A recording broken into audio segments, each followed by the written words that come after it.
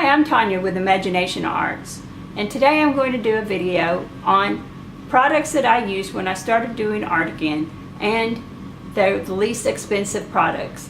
I will show you the product, explain to you how well they worked, as well as show you some pieces that I did with these products. So, with that, let's get to it. My secret world. Secret world. My secret world. Secret world. Secret world. Secret world. My secret world.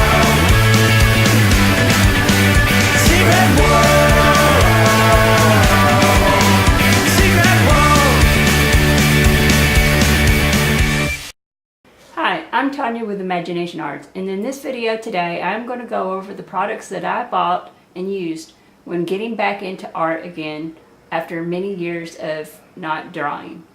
So, as an aspiring artist, I didn't have a lot of money to go out and spend on expensive art products such as Polychromos by Faber-Castell and Caran d'Ache's. I had just recently started drawing again, didn't have much money, but wanted to get back into my passion for art. And so I went to the local Walmart, purchased the best quality products that they had. Now they did have a set of prism colored color pencils for a little bit more than what I spent. But for getting started and just getting back up to speed, I didn't want to spend money on an expensive set of pencils just to get started. So I went and they had this 80-piece set of colored pencils for about $9. And they're really good colored pencils. They come with 80 colors. They sharpen fairly good if you have a good sharpener. Don't try to use the sharpeners that come with the pencil sets or just the cheap pencil sharpener that you can buy in the school supply section, because they will tear your pencils up and break the leads, as I found out myself. But I bought a good pencil sharpener, and they work really good. And occasionally the leads will break if you're not holding the pencil correctly in the pencil sharpener. But these are really good for starting off and just doing some practice pieces. Like I said, they come with 80 colors, and on the back it gives you the list of these colors. However, the one thing that I did not like about this set is the fact that even though they have these listed on the back, the pencils themselves do not have the actual color that's listed on the back on the pencil. So it is really difficult to find the actual color that you want. You just kind of have to do like I do.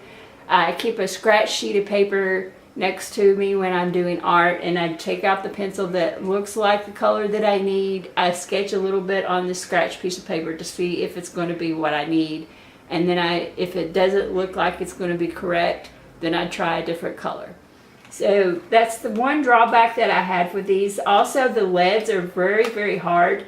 They do not tell on the package if they are wax-based or oil-based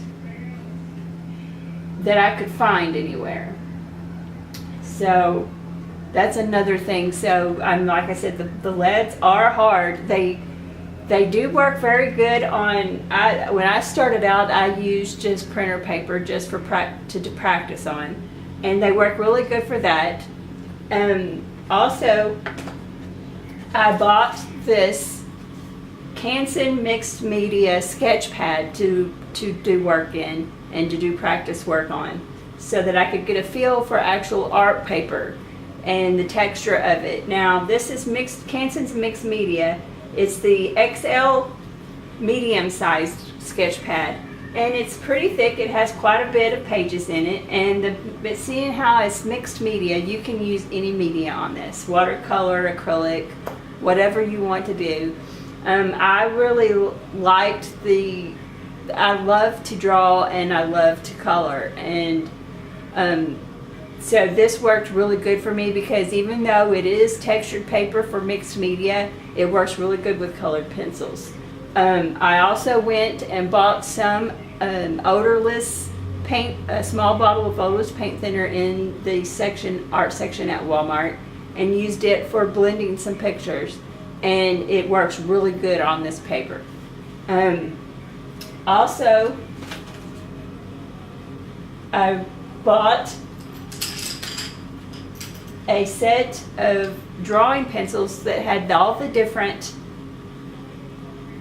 types of lead, and it came with a pencil sharpener, a kneading eraser, two regular erasers, and a sandboard for sharpening and as well. It also came with a blending stump, which is awesome for blending graphite drawings.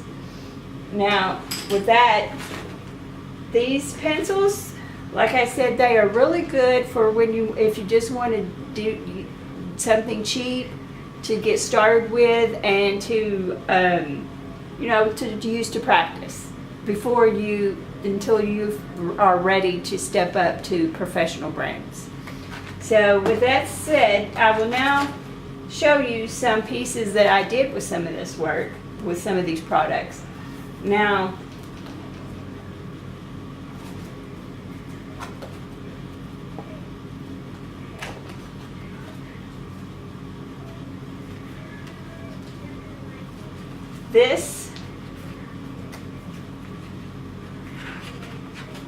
This is one of the first pieces that I did in my sketchbook with these colored pencils.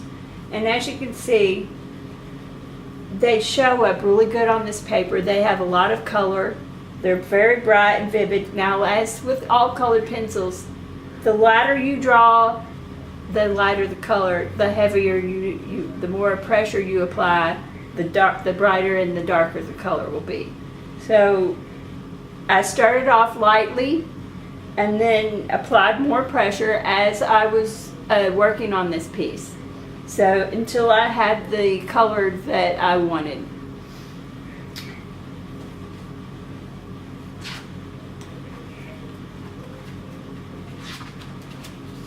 This is another piece that I did, just messing around, just coloring. I was in the car waiting on someone and decided to just doodle for a little bit. And as you can see, as I said, I didn't apply much pressure in these on this picture, and so the colors are a lot lighter.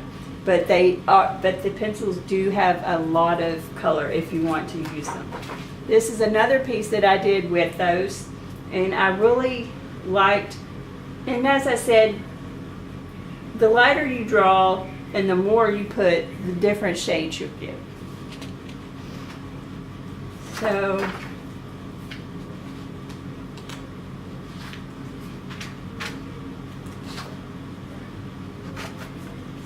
these are some drawings that I did, practicing drawing eyes and things like that, and noses with my drawing pencils.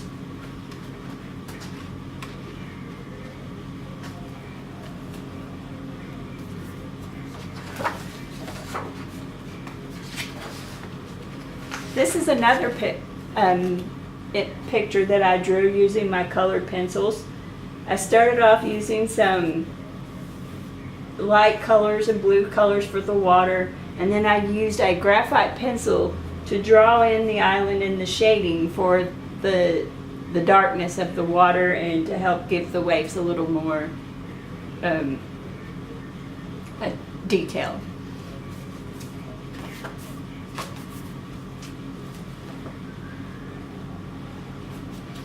This is just a quick drawing that I did with my graphite pencils of a quick drawing of Johnny Depp as Captain Jack Sparrow.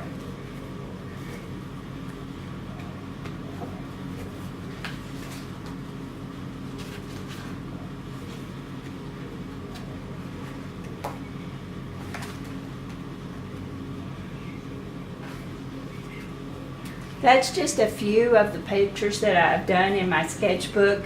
I have many more on my website that you can go and check out. I will place a link to my site on below the description of the video, or you can go and check out my website and look at the other pictures. I also have lots of these uploaded to Facebook as well. This is a picture that I recently did.